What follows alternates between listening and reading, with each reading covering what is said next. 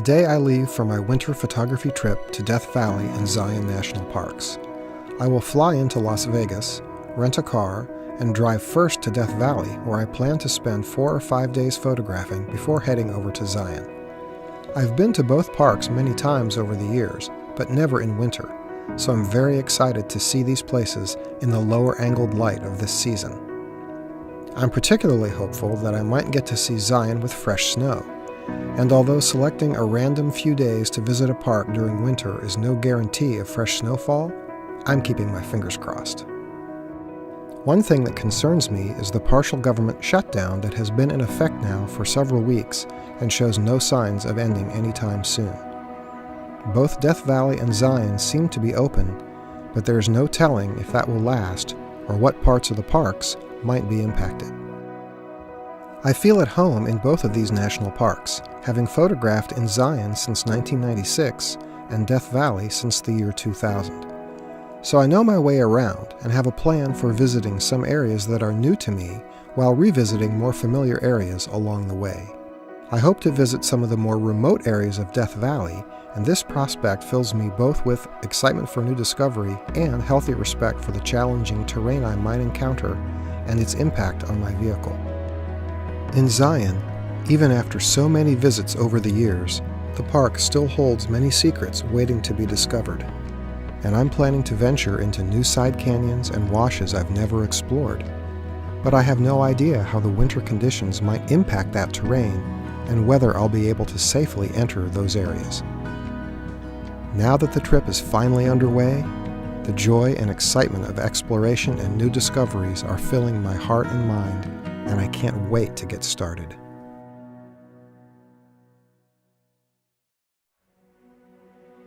After some flight delays yesterday, my arrival in Death Valley was about 5 hours later than planned, which put me there after dark and prevented any scouting or shooting.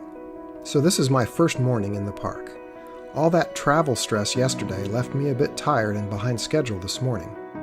I was struggling to get going and in position for sunrise at the dunes. Fortunately, the light was nice, and although I wasn't able to film any of my photographic setups, I was very lucky to find several nice subjects to work on.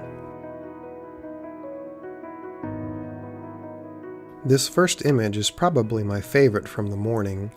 It was the first image I captured, and I was really lucky to get this glancing sunlight just breaking over the crest of the dune. I really like the leading lines of the wind ripples and the sun shadow line leading into the image. And then I like how the plant is just sort of touching and creating a tension point on the left edge and the top. I actually made some compositions of this initially where the left edge didn't have that separation, but after reviewing those and realizing what it was going to look like, I backed off and tried this version with the space around it on the left and the top, and I really think it's much more successful. I was working pretty quickly because what I really liked was this shadow behind the plant, and so I needed to work quickly to capture that before the sun moved down into that area and sort of spoiled that whole look. I think this is a really successful picture, and it's one of my best, I think, from the trip. This next image was captured under softer, less directional light. There's still a little bit of highlight and shadow side on these sticks, these dead plants coming out of the dunes.